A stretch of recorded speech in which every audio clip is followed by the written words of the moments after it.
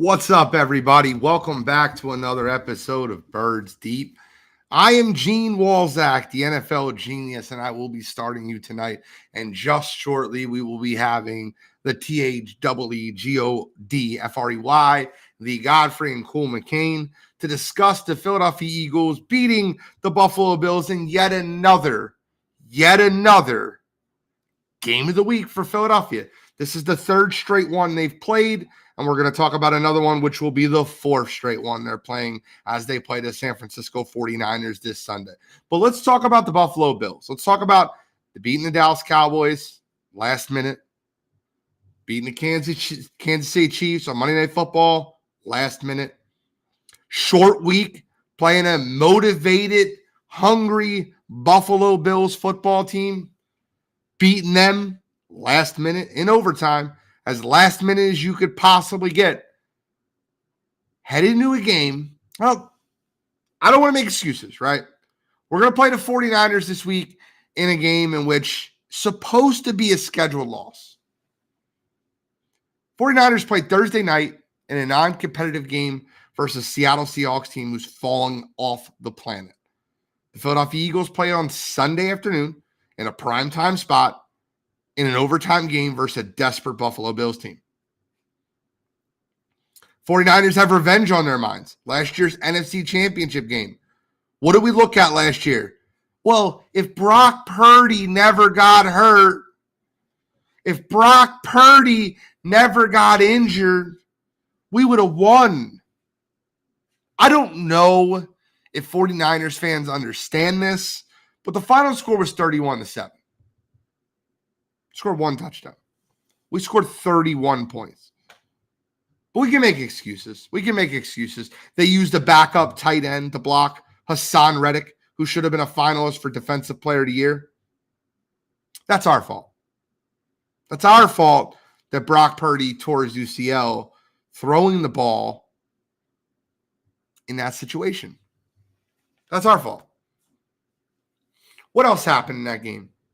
Philadelphia Eagles figured out a way to run the ball on that 49ers front. They lined up Hufanga on one side and they ran to the weak side over and over and over.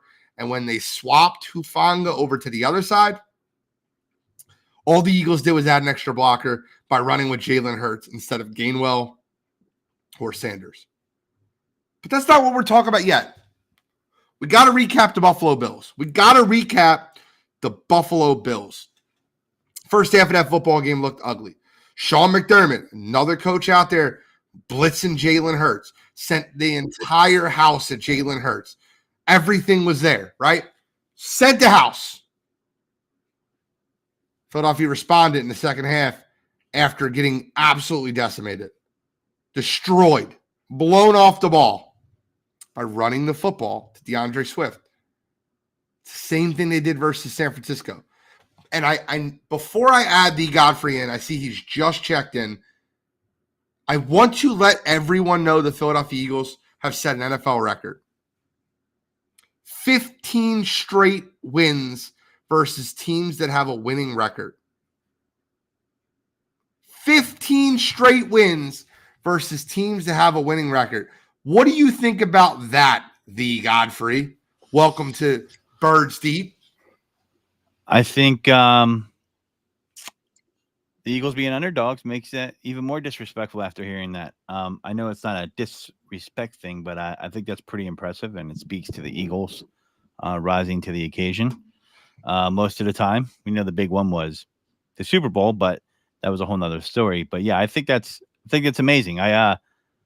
It's a weird week to me. This is the game that I've been waiting for all year.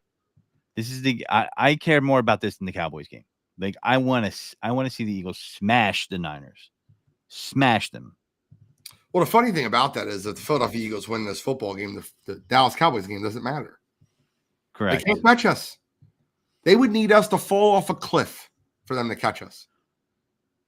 You know, I just it's wild to me. Listen, well, I guess we'll get more into that later in the show, right? Because we're going to do grades and stuff. Yep. But I would tell you that sometimes I look at spreads and I know it's not public perception that moves it. Sometimes it's more so money, right? You're more apt to this than I am, Gene, but Right. I've seen games this year where San Francisco is favored where I don't think they have any business being favored. One game that comes to mind was the Cincinnati Bengals game. You were away that week on sideline to sideline, which will be on later in the 7:00 hour. I jumped all over that 4-point spread. I humped it dry. I bet everything I had on that. I was certain Joe Burrow was going to go in there and torch them. And it happened. And I couldn't believe, me and Kyle were in disbelief that we got a 4-point spread with the Bengals. Like, I'm like, okay, fine. So I'll say this. I might be coming around. 75% of the public is on San Francisco for this football game. I love that. That is my favorite thing, is when you see more public money on San Francisco for the game. So when you look at the matchup, Philadelphia versus San Fran, you're going to see a lot of really interesting things. I see, and we'll talk about that when we get into the breakdown of cool beer, but 75% of the public. 49ers opened as a 2-point dog in the look-ahead line that came out just 2 weeks ago. They're currently sitting at -3 with 75% of the money on San Fran. Yeah, I mean, who leads the league in QB pressures? Is it the Eagles, or are they? I think they're like top 3 at least, right? I think I don't know. Let's find out. So the reason why I bring that up is, and we'll get that in our breakdown later. I know we're going to do grades once Cool gets in here. There's a distinct difference between Brock Purdy, Patrick Mahomes, and Josh Allen. More so Josh Allen. It wasn't the Eagles weren't getting pressure. Josh Allen's just hard to sack. Okay, he always has been. He's big. He's fast. For his size, he'll run into QB pressure and throw and break through it sometimes. Brock Purdy's not evasive like those quarterbacks. He's not going to have that type of mobility. And I just don't understand how that's not getting counted into what's going on. I know the Eagles have some injuries. I know the middle linebacker's thin. I get it. But he's not a guy that, when they went on their 3-game losing streak, that was the theme. How do you stop him? Get him off his spot. Bring pressure. That's what every single team did. Look at Brian Flores' plan against this team. I watched that game. I have the receipts. I bet the Vikings outright. I bet the spread. I told my buddy who's a Vikings fan that the Niners would lose, and he was like, I don't know. He was thrilled. And I just want you guys to think about who they lost to. They lost to Kirk Cousins on prime time. And I watched the receivers give it to him. They didn't have Justin Jefferson. They beat him with Addison, Brandon Powell, TJ Hawkinson, not bad guys, and Brian Flores got after the guy with that defense. And Brian Flores is a great defensive coordinator. And he laid the blueprint, man, because you're looking at teams that beat him. Cincinnati was probably the least, I would say, good defensive team out of their 3 losses. The Browns have a nasty defense, especially when they play them. They beat them with PJ Walker. Okay, yeah, there was a missed field goal. Should have been that close according to how people were ranking the 49ers. And then you had the Minnesota game, and I watched that game, and they moved him off his spot, and then say, "Oh, he was concussed." I don't want to hear it. The Philadelphia Eagles are middle of the road in pressure. 21% of the snaps. 26% is number 1 in the NFL. 28.8% actually, and both teams in New York, the Giants and the Jets, are 28.8 and 28.7 at pressuring the quarterback. The worst team at getting pressure to quarterbacks, the Miami Dolphins, at 14%. Philadelphia sits at 21.2. Okay. Now keep in mind, it probably would have been a little bit higher if Hassan Reddick was fully healthy starting the season. But I still think, that the Eagles are very good, because I remember seeing a stat with QB pressures last week. They're going to put pressure on him. So we'll get into that. Yeah, I see Cole. He's in here, right? I see him in here. He's in the chat. He just said fly, Eagles fly. Oh, okay. The trash talk is interesting. The Eagles are taking the high road. The Niners have pretty much, except for a few guys. And the only part of this matchup that I like for us is the fact that the Philadelphia Eagles are handling themselves like adults. I think that the 49ers have been handling themselves very, no, it's on Kyle Shanahan. Like, You can't allow your locker room to continue to make excuses for last year's NFC Championship game. That has to be last year. Philadelphia's like last year. It doesn't matter. Got to win this year. Blah, blah, blah. Shanahan is one of the most arrogant coaches in the league. 100%. He's a great football mind. You talk to people that have been around him. You read about people that have been around him. They all have the same opinion of him. And the way you can measure that is not just his Eagles approach by his team. Look at how he is as a coach. All the good coaches, and Nick Sirianni is one of these coaches, will adjust their scheme to their players' talents. He didn't do that for Trey Lance. He said, nope. And he said, you have to fit in my system. My system is what makes it go. That's how he operates. It reminds me of a younger Andy Reid, because Andy Reid used to be like that, and he evolved. And so when I look at Kyle Shanahan, he's an arrogant coach. I mean, just look at what happened last year. Oh, I'm going to, his blocking scheme against the Eagles pass rush, they knew we were coming for the quarterback. He could have activated another quarterback, but he just went with two. Stop. Like that's, there's some coaches that will make adjustments, and there's some that will stubbornly stick to their scheme. And Kyle Shanahan's the latter. He's the latter. I know he is. Well, let's get in the grades for the Buffalo game before we get too far into San Francisco. I want to start with QB1. Start with Jalen Hurts. Jalen Hurts is great. Now, I wish I could grade this of two halves, right? I was just going to say that. Like the first half, I'd give him an F. The second half, I'd give him an A. So, I mean, I can't give him a C. That's not really fair. No. At 5 touchdowns. I'll give him a B minus, but the first half was pathetic. It was anemic. It was awful. And I don't blame that on just Brian Johnson's play calling. I'm so sick of that scapegoat. He played bad. The fumble that happened at the end of the first half that led to the 17-7 lead for Buffalo, and it should have been worse. Jalen Carter blocked the field goal. There should have been a lot more things that happened in that game. That fumble was him panicking and trying to stick the ball back in the chest of Kenneth Gainwell after he pulled it out. It's on him. He was terrible. I'll go B minus. And it sounds crazy, right? He scored 37 points. He scored five touchdowns. They won the football game.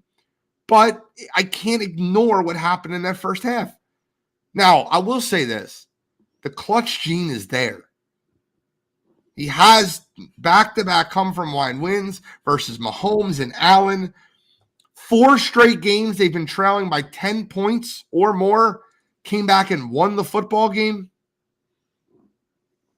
15 straight victories versus teams with a winning record, an NFL record.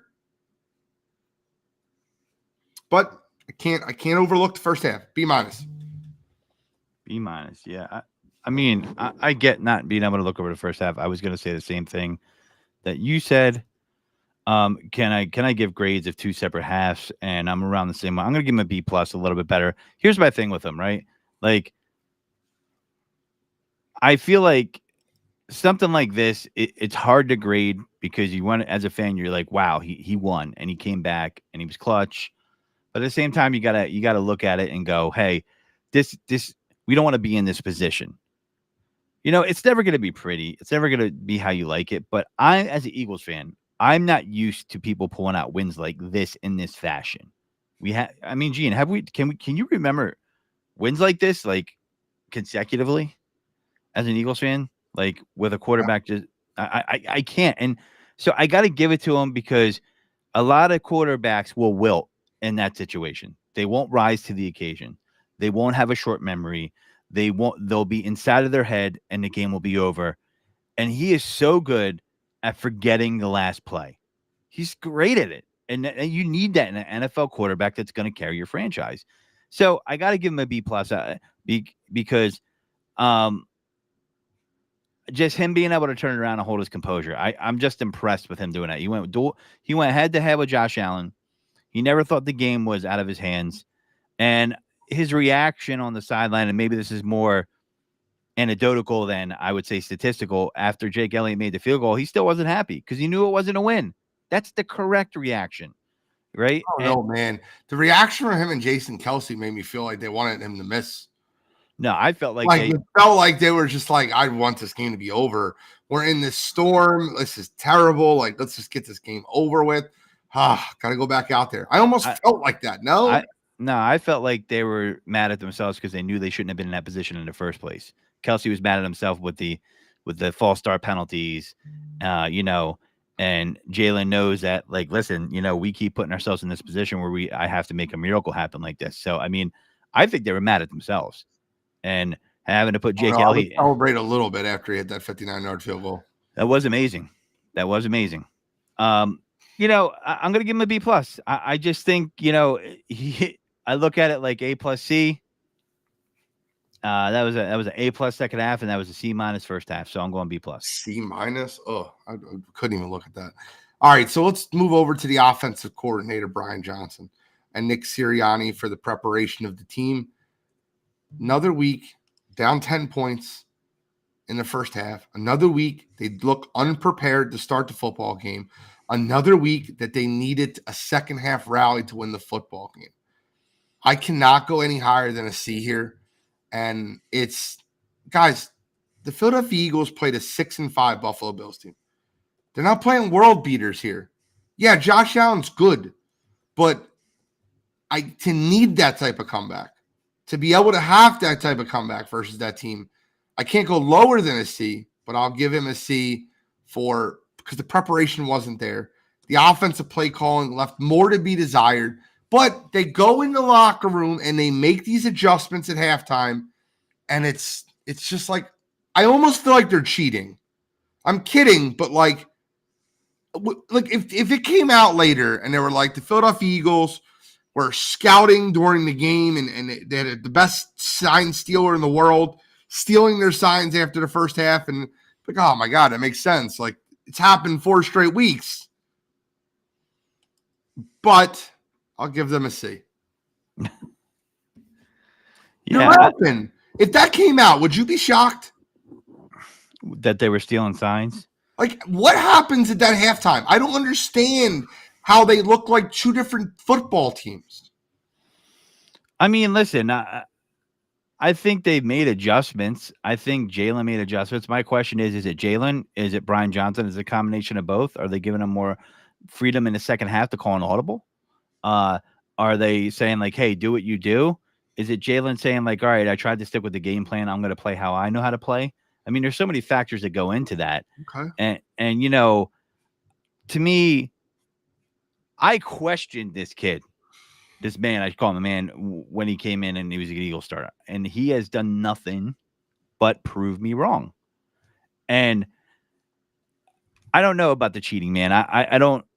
I'm kidding. Like when I know you were kidding, but I mean, like, I'd be so disappointed if we became the new Patriots. So I don't think they're doing that. I think Nick Sirianni is the type of coach where he wouldn't do that type of stuff. You gotta understand what I'm saying, though, bro. It's like it looks so bad. I mean, but don't teams steal signs in general? Like, no. I'm saying how bad the Philadelphia Eagles look in the first half. Oh, it's awful. Versus, do you know what I mean? Yeah, I mean, I get what you're saying. That's not unfounded. I don't know, man. I'm puzzled. I do like, though. I mean, listen, I've made this comparison. I know they're not the same quarterback, different team. I saw the Chiefs do this in the playoffs often. They looked awful. Get down, and then they come back. And I don't hear anyone saying like, you know, maybe it's because they're in Kansas City and not in Philly going like, well, they looked awful. They're like, wow, what a comeback by Patrick Mahomes. You know what I mean? Like, it was a story of two different teams. I'm speaking to the Texans game that year, the Titans game, at home, multiple games where they should have been favored, got behind and came back. And I always say the mark of a quarterback in the NFL is, can you come back when they know you have to pass? And we got a guy like that. We have a team that could do it. I mean, I'm shocked. 2 years ago, I'd have been like, that way this week. No. I don't think we're starting a 2-minute drill. Like, start the game, whatever. Like, we can't fall behind the 49ers. Fair. Like that this week. No, we can't. I'm going to give them. So my grade for them, I am around where you're at, Gene. As far as the grade, we're pretty similar. Where'd you go? C minus. I went C. Yeah, I'm gonna go. I'm gonna go C because there's a couple things. I think part of it's Jalen, but like, why are we doing stuff like bubble screens to Julio Jones? I know it's one play, and there's just certain plays where you're like, why? It doesn't make any sense. And it's just like they're like, you know, let's throw this crap at the wall and hope it sticks. Like let's let's get Cool McCain's opinion on this. I want to hear his opinion on Brian Johnson and Nick Sirianni. Welcome, Cool. Appreciate you joining us. What's your opinion on the play calling, Nick Sirianni? What's your grade for them? I seen that you gave Jalen Hurts a B- in the chat. What would you give Brian Johnson and Nick Sirianni? I know he's disappointed Quez Watkins didn't get to play. Oh, I'm going to give them a hell of a catch, though. Well, that was Zacchaeus. You talking about Zacchaeus? I'm going to give them a D. We're still not running the ball. A lot of even the comeback was improvisation by Jalen Hurts. It wasn't a lot of great called plays. I won't give him an F because it wasn't complete garbage, but it wasn't the greatest. We need to be better. On the play call needs to be better. Personnel needs to be better. We're still not running the ball enough. So I feel like a lot of times, a lot of fans just look at the last part of the game and say, oh, well, we did really good at the end, so blah, blah, blah. No, it's a complete game. When you get deeper in the season, you get to the playoffs, you have to be able to win most of the game. I don't think anyone plays a perfect game, but you need to win 2 to 3 quarters. We're winning like a quarter, and that just happens to be enough so far for us to get wins. I mean, they should have lost the game. Yes. A 59-yard field goal, a 59-yard field goal in a torrential downpour. I said this last night on Wire to Wire. I'll say it again. It's the greatest kick that was ever made in the history of the NFL. And then a drop in the end zone by them. Another drop. Talking about the Cook drop? Yeah. Were you talking about the Cook drop or are you talking about the Gabe drop where he didn't even know where he was at? I'm talking about the drop Gabe in Davis? overtime.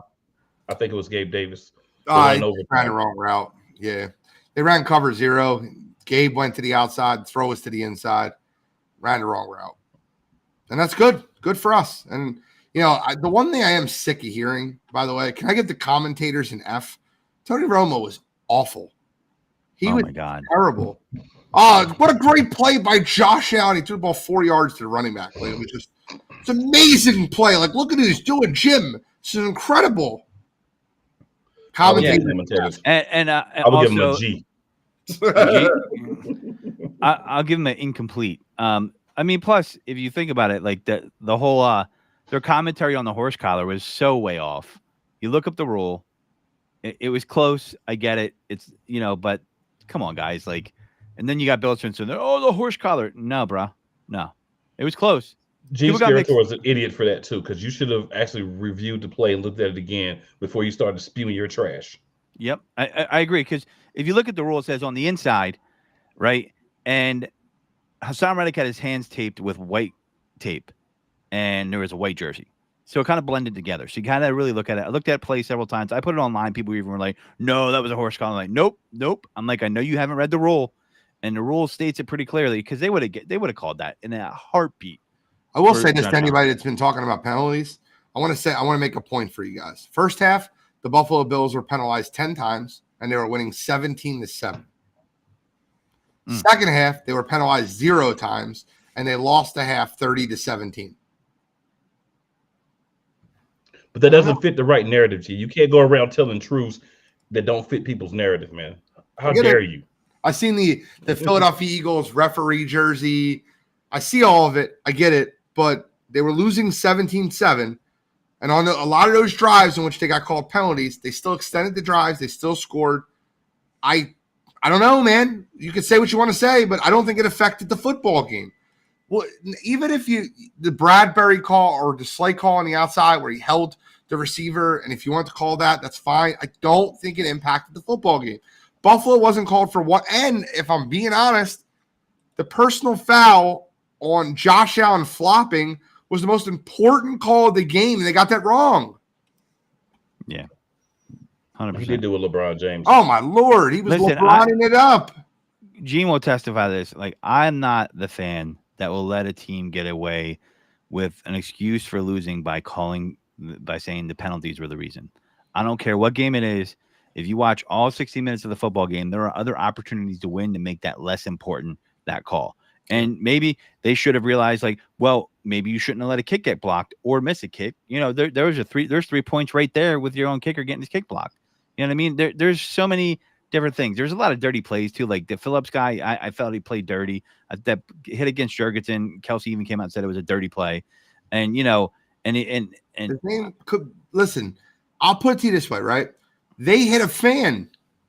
Yeah.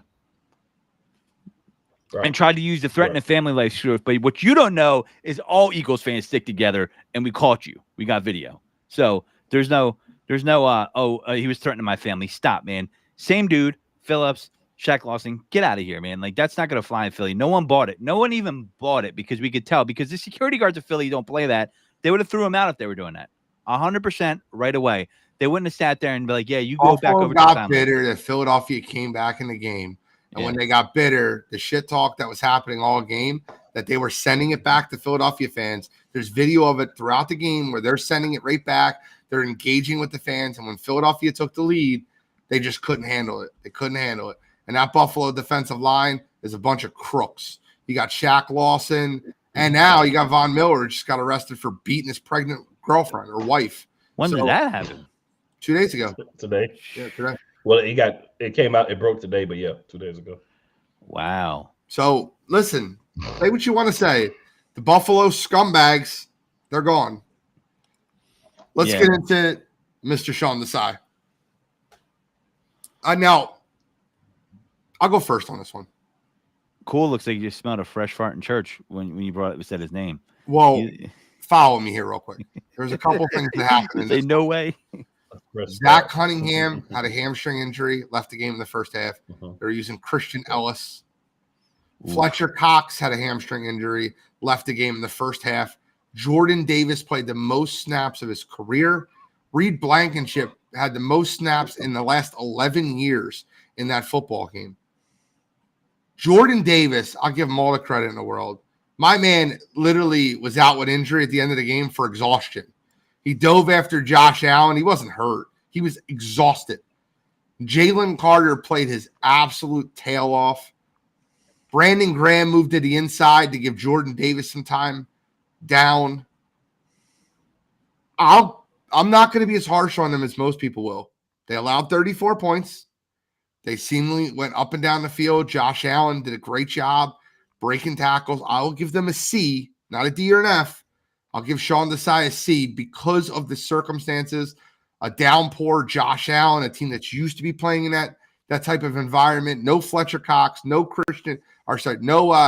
Zach Cunningham, no Nakobe Dean, who's on IR. I get it. But you're on your third string middle linebacker. I'll give them a little bit of a pass. So I'll go C. I mean, I'll go. I'm not super mad at them. I mean, I know the score indicates a lot of points, a lot of yards given up. I felt like Desai was pretty aggressive at certain points, and I don't feel like it was a vanilla defense. You know, I like I said, the Eagles are a bend don't break. You know, the funnel defense, as I call it. I'm not surprised, but I expect that from Josh Allen because he's so good at continuing plays, right? I don't know if you're going to have a clean game against them when they're playing. And they played pretty well. Their offense played pretty well, right? I don't know if you're going to have a clean game against Josh Allen. You got to get in there and win. It's like, it's like a 15-round fight. Like if you're going to beat Muhammad Ali, it's not going to happen in the 8th round. It's going to go the distance. And this was a heavyweight championship match, and you needed to go the full card. I mean, the full fight. And that's what happened. I'm going to give him a C. I can't give him a A or B just because how many points they gave up, but there was some timely plays. They got a turnover when they need it. And like I said last week, Josh Allen will give you at least one turnover, and he did. An A or B can't even be in your vocabulary here. No. It's between a C, D, and F. Yeah. I'm being very generous to them, giving them a C. I'm sure Cool is not going to be as generous with that evil look that he's got on. That's what I was talking about. I'm going to the church. I'm going to pass the rock. What do you got, Cool? So this is the evil look for the Bills. I'm actually going to give him a C+. Okay. You know why I'm going to give him a C+? I'm going to give him. You can't give him a B. I agree, but I'm going to give him a C+ because we just talked earlier about how trash the offense was in the first half. So in that first half of the points were given up. They were given up because the defense was on the field way too much because 3 and out, three throws and out, 3 throws and out, 3 bad plays and out. So you were putting the defense back on the field constantly. When we needed stops, they got stops, right? They got a little help at the end of the game, no denying that. But when they needed stops, for the most part, they were getting stops. You are going up against the modern-day Ben Roethlisberger. when he's early in his career, because that's Josh Allen's a big boy, and it's hard to bring him down. So a lot of those plays where everybody was covered, if there was a different quarterback back there, he gets sacked. But you got the modern day Ben Roethlisberger running at you. Sometimes you're going to get run over or ran through. So I feel like putting those things together with what you were saying earlier about Fletcher Cox went out. It was pretty early in the game. I think it was actually in the first quarter, if I remember. And I think, but it was either way, first half. It was either early second or late first. It was the I think where it was late Josh first. Allen was backed up towards his goal line. Yeah. Fletcher took a step, and you can see a tweak right almost immediately. Mm-hmm. Yeah. So I think with those things being said, and the way Desai is still making those second half adjustments, because one thing you can say is Desai is definitely making second half adjustments. Okay, so we gave him C's. That's fine. I'm glad we have time. I really wanted to spend a lot of time on this 49ers game. The 49ers, the 40 whiners, as I call them. You can see it in the description of the show. 40 whiners. They've been whining since last year. Deebo Samuel called James Bradberry trash. The Eagles media did everything in their power to get him to strike back. James Bradberry handled it like a true professional. I will say this, and I mean this when I say it. I said it earlier in the show. This is a scheduled loss for Philadelphia. I'm not saying they're going to lose the football game, but 49ers have 3 extra days rest. This is their revenge game. This is the game in which the 49ers have been begging for 9 months. I can't. It's supposed to be a loss. It's supposed to be a loss. So if the Philadelphia Eagles win this game, the 49ers should pack their bags. Don't even play in the playoffs. Because if the Philadelphia Eagles win this game without Dallas Goedert, with Lane Johnson hobbled, without starting and backup middle linebackers, you shouldn't even play in the playoffs.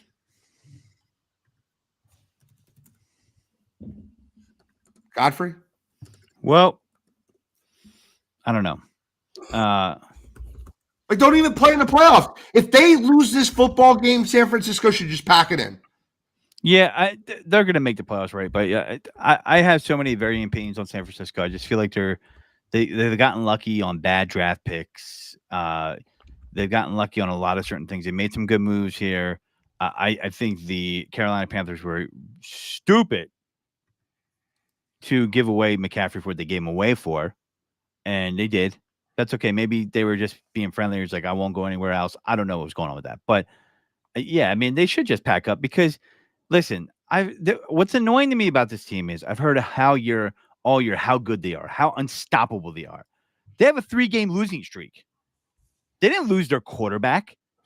So they don't have depth like the Eagles have depth, okay? Trent Williams went down. They were in tatters, okay? He's older. He gets hurt. They couldn't do anything. I'm not afraid of their cornerbacks. They got great linebackers. They got a good D-line. I like our D-line better on the interior slightly. I know, Chase Young's good. So is Joey Bosa. But so is Lane Johnson. So is Jordan Mailata. So to me, this game doesn't play well for the 49ers. If you take all the pomp and circumstance around it, I am going off what I've seen with my football eye, not my ire for the fan base right now in the franchise. Sounded like Dallas Cowboys fans out here talking about, look at all the Super Bowls we won in the 90s. Man, you haven't won a Super Bowl since the 90s. Stop. You're like Cowboys fans. Go to get the VHS, blow the dust off of it. I mean, last time you had something significant in the playoffs, Kaepernick was on the team. You had a run there, and you had T.O. crying in the end zone. I'm tired of these Niners fans talking smack, bringing out the Roger Craig jerseys. Like, no. Eagles have won a Super Bowl since. We've been more of the dominant team in the league, and they beat your ass last year. And just because your quarterback got hurt, you've been crying all offseason. Their fans have been crying. The radio station has been crying. It's ridiculous, and I just don't think that this is a good matchup. If we play our game on defense and we bring pressure to QB, I don't see their O-line isn't that great. He has to get rid of the ball quickly, and it has to be done quickly to a certain spot. He just needs to get moved, and it will throw off the rhythm of that offense. Okay? There's a lot of motion to get people open. You can disrupt these things on defense, okay? And it's not hard to do. And by the way, listen, say what you want to say about Kevin Byard. He's had a couple good tight end matches to go with, and he's kept them relatively quiet. I mean, I'll take 7 of 44 from Kelsey any day against us. I believe that was a stat line. He might have had a touchdown there. You know, and last week, Dalton Kincaid, not a bad tight end in his own right, rookie guy. He held him to a pretty low game. So I'm not really afraid of Kittle because I think Kevin Byard can deal with Kittle. Call me crazy. Or they're gonna have to say, hey, Kittle, we got to keep you in the block because they're gonna come right now. That's it right there. They're going to need to keep Kittle in the block because their right tackle, Colton McKivitz, is a backup right tackle. Who? Colton McKivitz. That's Who? his name. Exactly. Yeah. He's a backup right tackle. They're starting right tackle towards bicep in the Jacksonville win, just a week and a half ago, 2 weeks ago. He tore his bicep in that game. He's out for the year. Colton McKivitz is going to need help on that side of the field, and George Kittle will be the help that they summon. If they put a backup tight end on Hassan Reddick again, I'm telling you right now, I don't want to hear it. If Brock Purdy gets knocked out of this game because he gets hit, because you don't give Colton McKivitz any help on that right side, I don't want to hear it. I'm done with the excuses, man. I'm done with it. But Gene, that's what I'm talking about when the stubbornness of the coach and his scheme come into play. Okay, he's already learned this lesson once. Will he dip in and double down what he did before in using a backup tight end? And Kyle Shanahan is that guy that would do stuff like that. Yeah. I mean, so I to me, Nick Sirianni, for what he does lack, and there's a lot I love about him, he will adjust and listen to his players. He has shown that. Okay, and I don't see. He's a great preparer, but not a great adjustment person in game as far as Kyle Shanahan goes. Good. And he chokes when the pressure's on. He's done it. He's blown 2 Super Bowls already. Yeah. I mean, does anybody in their secondary scare you? Are you like, wow? No. Charvarius Ward's their number 1 corner. I don't think that he scares me at all. He was barbecued by Kirk Cousins on primetime. Barbecued. I watched it. He was flipped, fried, whatever. And they have no starting safeties left. Yeah, the guy that both their safeties are out. Troy Polamalu Jr. is out, and Hufanga is out for the year. They're both on IR. Troy Polamalu Jr. is out. Yeah, so cool. Help me understand why the Eagles win this football game, because I'm sure you'll pick them. I'm scared to death of this game. I'm the hesitant guy. I just don't see the team going 16-1. And if you're going to lose, this is the game to lose. I did say that last week, though, about Buffalo. You did. I am concerned about this game. The reason I'm concerned about this game is because this is their Super Bowl. Yep. When you're playing a team and it's their Super Bowl and it's not yours, you're probably going to get the best version of them. But as you pointed out, their offensive line is not amazing. We should be able to get pressure. One of the things about Brock Purdy that he has not been able to do, but this is something that we struggle at, is once he gets behind, he has a hard time catching up. We struggle at getting ahead until the end of the game. So we're negating one of the better things we could use against Brock Purdy because we don't come alive until the second half. I feel if we can get points early, if we can get 14 points or 13 points, a touchdown, 2 field goals, some long drives, I think we can get Purdy in a situation where he has to start going outside of his comfort zone. He has to start attempting to make plays and be the catalyst to them getting the ball in the field and making good plays. I think that's where you haven't seen a lot of Brock Purdy have to do so far, and that's where he would struggle. I also feel like he's still a young quarterback, year 2. Disguise pressure. Make him think it's going to be something different. If you're going to hit him with a zone, make him think it's going to be man, right? If you're going to rush, make him think you're not going to rush. Make him think you're going to sit back and press coverage. Do things to confuse him, make him see, and don't do it consistently. Do different things out of the same formation so that he's not able to say, oh, okay, this is what they're doing. This is what they're trying to disguise. Offensively, I say this every week. Run the ball. Okay? run the ball. You have several gentlemen on our team that are running backs. DeAndre Swift, give him 15 to 20, right? Kenny Gainwell that doesn't gain well, you're going to give him at least 5 because you're in love with him. Let's go ahead and get some out of Boston Scott as well. Bobblehead. Let's get Bobblehead in the game for 5 or 10 carries, right? Let's use that running game. Let's lean on that some. Let's keep the offense off the field. You want George Kittle. You want Ayuk. You want Debo Samuel. You want those guys on the side, McCaffrey, as much as you possibly can. A way that you do that is wear their defense down by running the ball. So when we get to the fourth quarter, we could really eat on that defense. I think these are the things that we need to do. Blocking is going to be blocking. I think we set Lane Johnson last week so that he would be good for this game. Yeah, I agree. And we knew we would need him more in this game than last week. Rain also. I think that it was a mixture of a lot of different things. I finally have an opposite. I have a different approach to what they got to do, and it's you guys are going to be shocked because it's different than what it normally is for me. Eagles should come out firing the ball, passing it. And the reason why I'm going this is because I want them to get up and force Brock Purdy to have to play from behind and throw the ball a lot. He doesn't do well. He's 500 when he throws over 30 passes. When they have to play from behind, they can't be as methodical with their motion and the calls that they make in their offense. So I am the opposite this week. And everybody who listens to the show, they hear me go, we got to run the ball. And I agree with Cool 99% of the time, but I think you're going to pass the ball to set up the run. Because if we get up by 10 points, it's over. It's over. You understand? But Godfrey, let me interject by asking you a question. Don't we come out and throw the ball every week? Yeah. And doesn't it suck? But what did you guys tell me last week? They're not going to change it anyway. They're not going to run the ball. But I'm just saying. So Gene's asking me what should we do to win? Do I believe they're going to do it? No. But if we want to win the game, that's what we need to be doing. We need to be running the ball. Saying we need to come out and pass, looking at how we play in the first half in the passing game, we're basically saying we're going to cede them at least 10 points. They could come out and do a 50-50 split. I don't care if they want to run the ball more, but I think they need to be aggressive with their play calling. I think they need to take some shots downfield. I'm not saying don't run the ball at all, but I'm saying you need to play to get ahead of this team because that will take your team out of the game. I've seen it.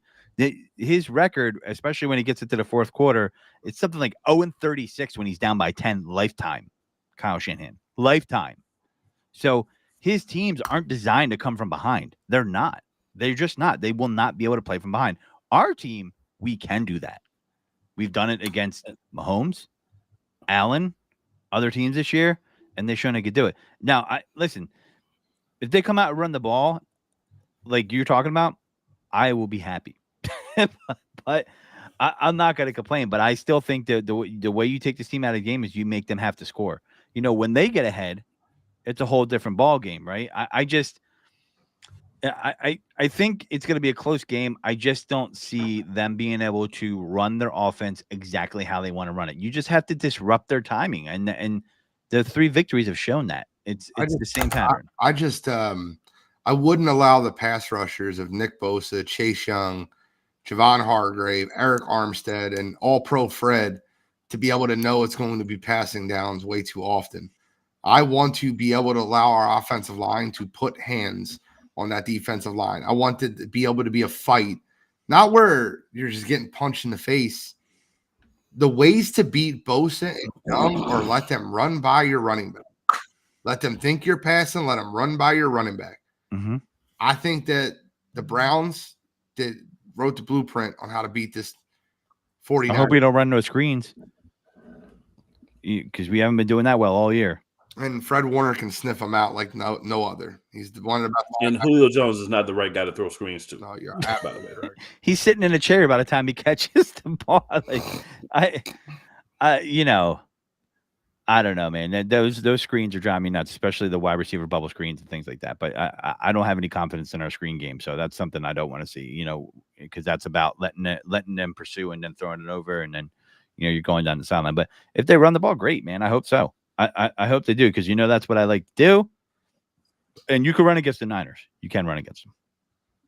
Defensively, well, Zach Charbonnet didn't look bad versus them either in a game in which they were getting beat. Zach Charbonnet looked very good in that football game. They were just behind. That's why he didn't get as much. Yeah, I agree. For our defense versus their offense, what's the key to victory? Cool. Pressure and coverage. We have to be very diligent in ensuring that we're covering and we're not allowing them to use double moves, fakes. We're not allowing Debo to catch a ball and then run for another 20 yards. Tackling is going to be very important. Wrapping people up, getting people to the ground, stopping their forward momentum, actually tackling, not just trying to rip the ball out or whiffing it air. We have to be very fundamental.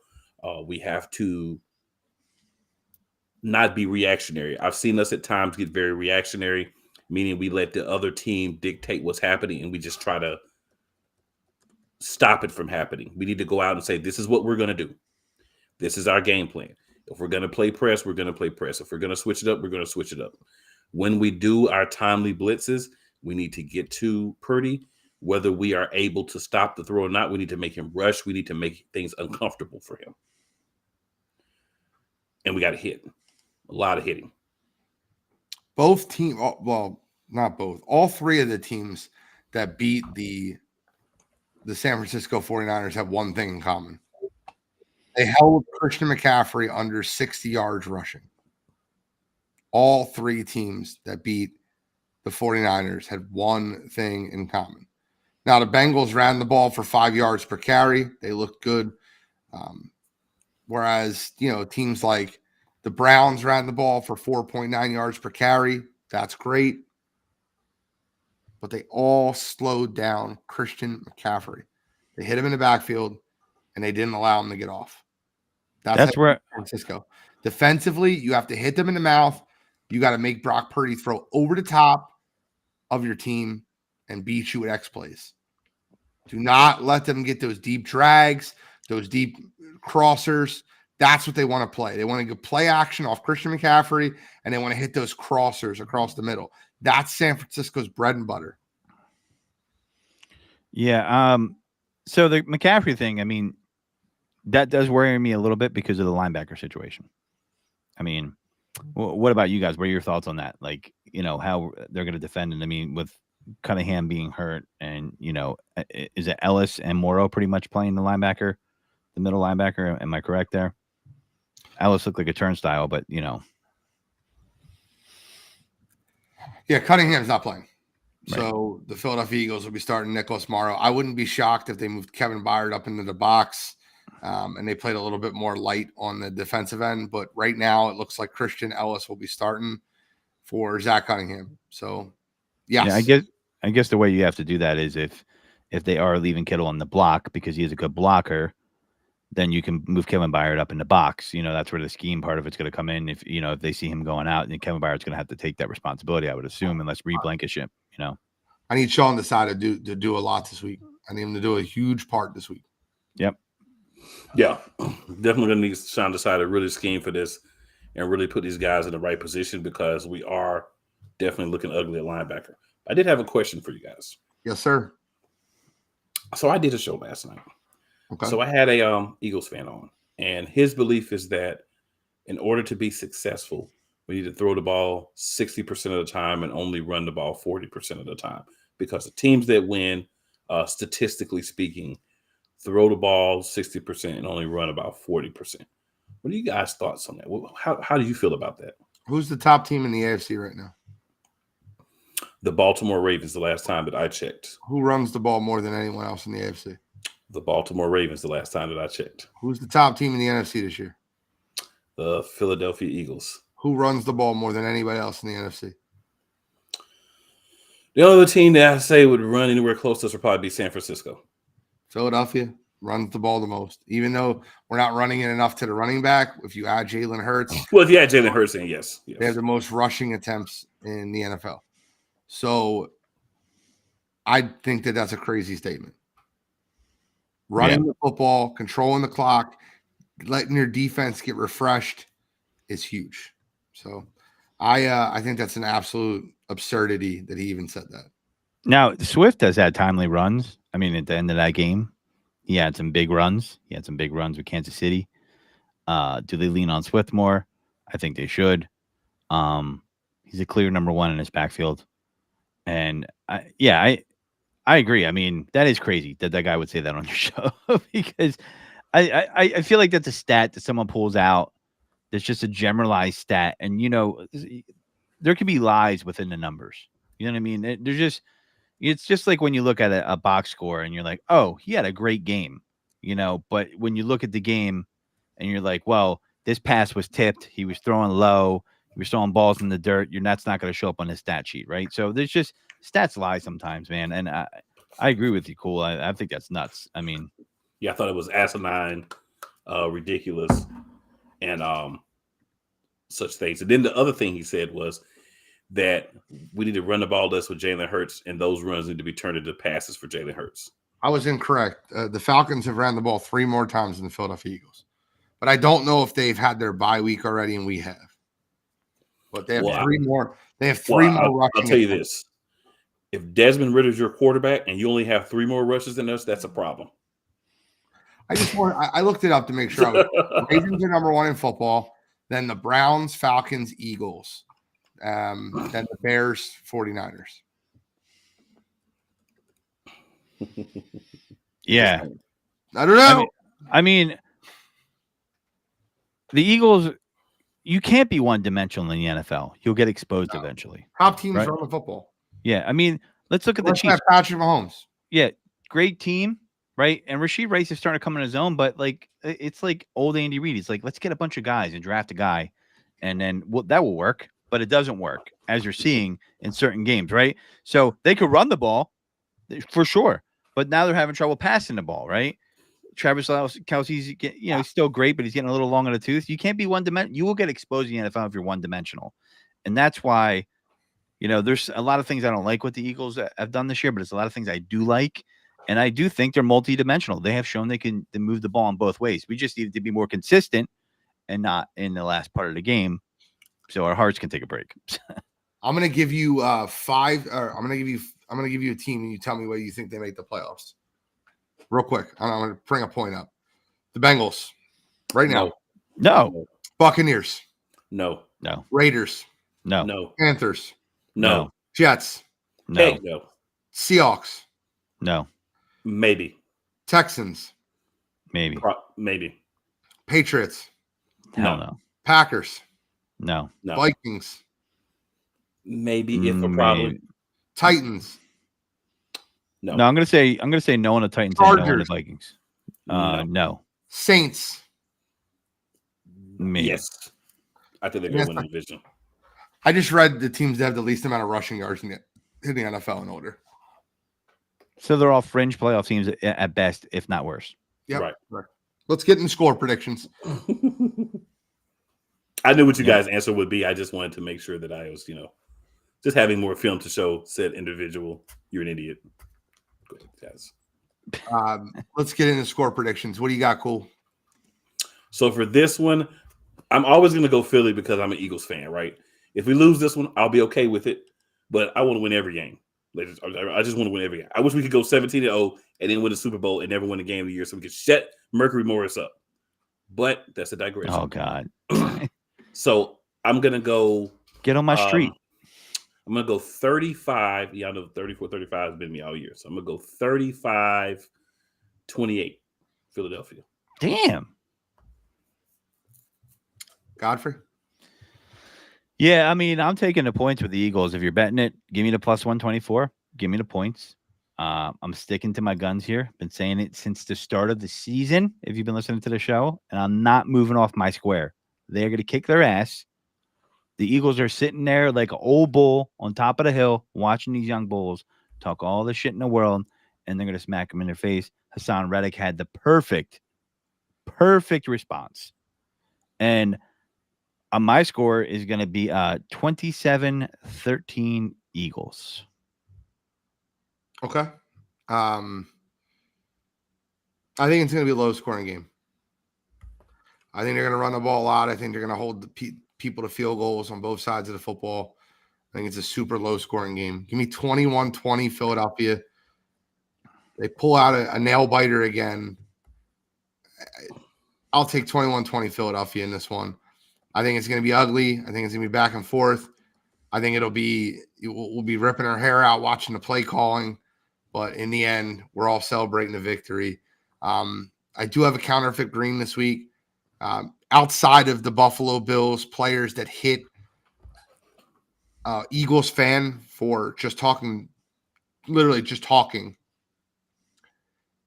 Damian Hernandez brings this up, and this was my counterfeit green this year. I don't know if you've seen earlier, the Philadelphia Eagles have been flexed to Monday Night Football versus the Seattle Seahawks for the following week. I think this is counterfeit green. I understand the Eagles are one of the biggest draws in the NFL, but the schedule makers have already done us a disservice with short week after short week playing our best four opponents in back-to-back weeks. You play Dallas, Kansas City, Buffalo, San Francisco at Dallas, and you can't just give us a regular football game. We have a primetime game next week versus Dallas. We have a primetime game this week versus San Fran.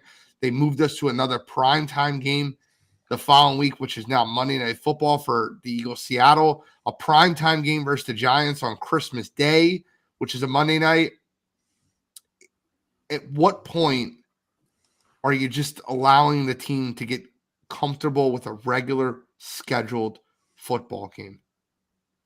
It's my counterfeit green this week. I think it's absolutely bogus by the NFL, and I can't stand it. Not a fan of it. So, yeah, my counterfeit green is Gene kind of like stole my thunder there, but it was definitely the Jalen Phillips. I mean, not Jalen Phillips. I'm sorry, Jordan Phillips. Correct? Is it Jordan? I mean, Shaq Lawson was the one that threw his hands at the Yeah. play. Well, it looks like it's Phillips, but it's not. Shaq Lawson comes over with his right paw and pushes the Eagles fan. They're both bullies acting like children. I don't like when players play dirty. The tush push by the goal line.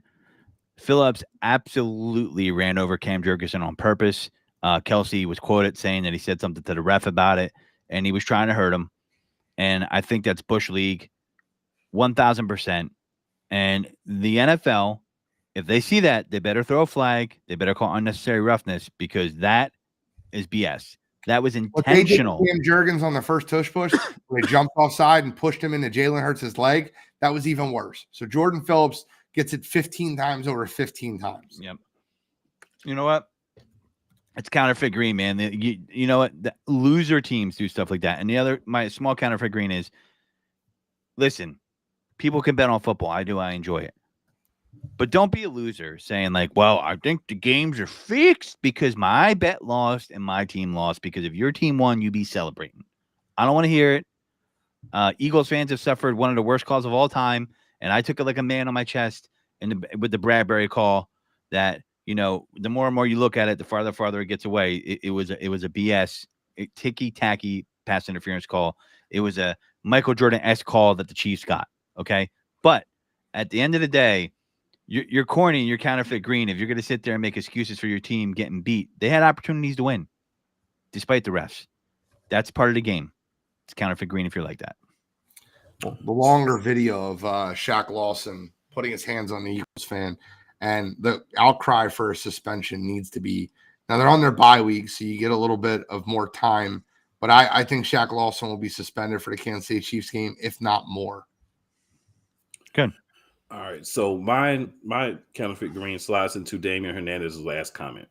So my counterfeit green is everybody running with the story that the fans threatened his family without even actually waiting to get the information, waiting for everything to come out. He did not threaten his family. He was chirping. They were chirping back and forth the whole game. There's plenty of video that's out now. X is also included in my counterfeit green. I'll call him X when they do trash stuff. Because you allow these people to jump on there. All these people jumped on there and ran with stories that his family was threatened, and they tried to ask him to be moved early in the game because he was threatening people's families and all that, and all those things were a lie. So my counterfeit green is simply media people spreading false, incorrect information because somebody tells it to you without checking your sources and making sure you actually find out what really happened.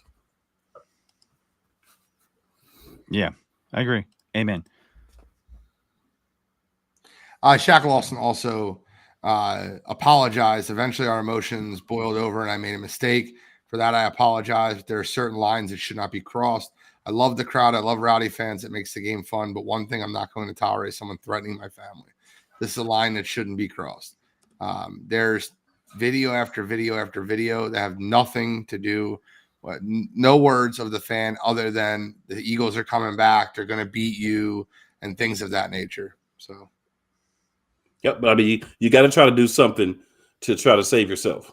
So saying your Damage family was control. threatened is a way to Damage save control. yourself. Remember when Myles Garrett made that comment when he hit what's his call with the helmet in the face, and he said he called them the N-word, and then every Steelers player and their mother, who was it? Mason Rudolph was, I think it was. Yeah. But every Steelers player and their mother was like, that's not true at all. Like, that's absolute BS. It's just it's a weird card to play at that point. Yep. Threatening my family, whatever you have to do to try to save yourself, it's just not right. Don't put your hands on a fan. Why are you responding? Listen, I'll tell you something right now, and I don't mean to be rude when I say this. You paying me $1 million a year to play football, you can say whatever you want to me. I'm going to laugh in your face. Listen, I get paid $1 million to be here, and you're paying $400, $500, $600 to watch me? Okay, bro. Say whatever you want to say. I can't understand. Russell Westbrook's another one. He got into it with a fan the other night. You're not going to disrespect me. Like, why? Why does it bother you? Don't go on Twitter if you're that sensitive. Don't know what to tell you. Any final comments before we wrap up, gentlemen? No, that's it. Enjoy this game. Enjoy this rivalry. Be friendly out there. It is only football, but I hope the Eagles walk a mud hole in the 49ers to stomp them dry. There's an individual that could be definitely beneficial to the Philadelphia Eagles that is now a free agent. Goes by the name of Zach Ertz. Howie, let's get it. Give me Zach. Give me Shaq. Can't hurt. Give me Darius Leonard. Hey, let's get it. Shaq Leonard. Yeah, Darius Leonard. Give me Zach and give me Shaq. Thank you guys for tuning in to another episode of Birds Deep. We will be back next week. Same bad time. Same bad channel. So I am the NFL Genius, Gene Walzak. That is Mr. Eagles Elite, Cool McCain. And we got the THEE, Godfrey.